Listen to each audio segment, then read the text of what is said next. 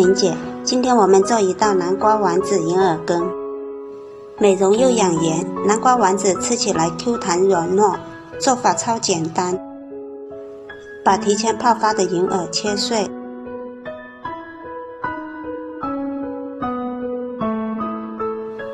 适量的红枣用刀把肉切下来，据说这个红枣核有点上火。切好装入一个盘里，洗干净的莲子和百合也放下来，全部倒入砂锅里，加适量清水，盖大火煮开，转小火炖2小时。时间允许，炖的时间可以稍微长一些。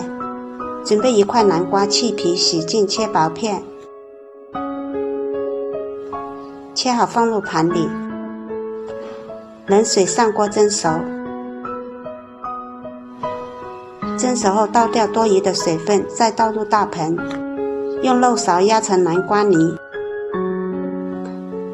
加少量白糖搅拌融化，分多次加入适量的糯米粉，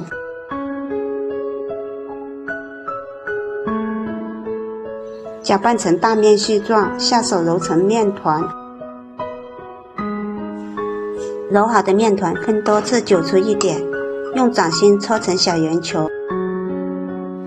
全部搓好后，水开下锅煮。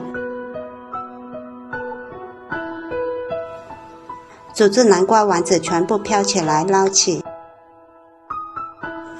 捞起后再过一下冰水，这样南瓜丸子吃起来更加 Q 弹。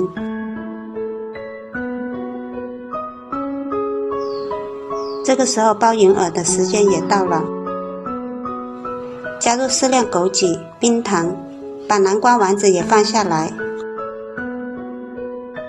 盖再次煮开即可，直接喝，美容又养颜。放凉之后放冰箱冷藏再喝，清凉又解暑。喜欢的也试一试。更多简单的家常美食，关注玲姐，感谢大家。